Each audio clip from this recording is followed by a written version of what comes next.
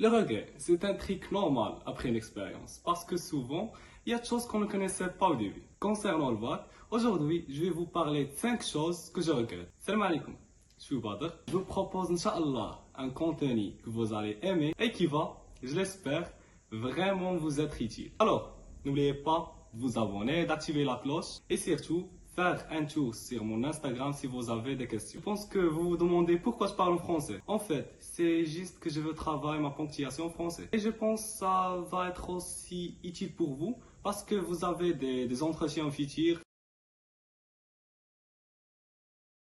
Le premier regret, c'est avoir traité le bac comme une course de vitesse. J'essaie d'étudier pour 2 heures. J'ai voulu tout réviser d'un coup. Surtout à la fin, ça m'a vraiment épuisé mentalement. En réalité, le bac est un marathon. Il faut s'organiser sur toute l'année. Si c'était à refaire, je travaillerais un peu chaque jour sans attendre le sprint final. La fatigue et le stress auraient été bien moindres.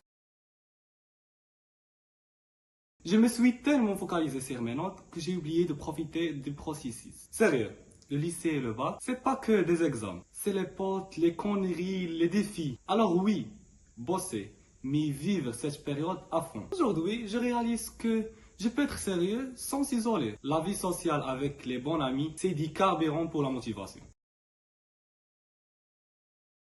Mon troisième regret, c'est avoir négligé mes fondamentaux.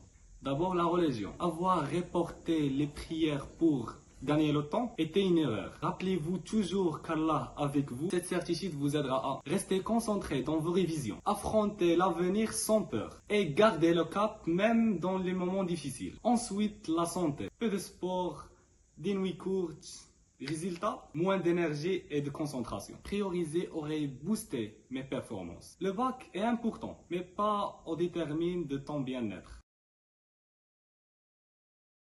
Des to-do list jour après jour. Par exemple, réviser des relations d'électricité, une série des exercices, des nombres complexes. Cocher ces petites tâches donne un sentiment de progression. Si un jour est raté, on répare à zéro le lendemain. Si vous voulez savoir exactement comment je m'organisais avec mes to-do list, j'ai fait une vidéo complète sur ce sujet. C'est avoir trop stressé après une mauvaise note, comme si c'était la fin du monde. Surtout dans le bac, ce qui compte vraiment, c'est l'examen national. Alors, ne te décourage pas après une mauvaise note. Concentre-toi plutôt sur tes points faibles. Si je devais résumer, le bac, c'est une épreuve d'équilibre. Travaille régulièrement. Garde tes amis et tes principes. Et plus important, ne lâche rien au premier obstacle. وإن شاء الله تجيبوا مزيان وتجيبوا لا نوت اللي تعجبكم. نتمنى يكون عجبكم الفيديو.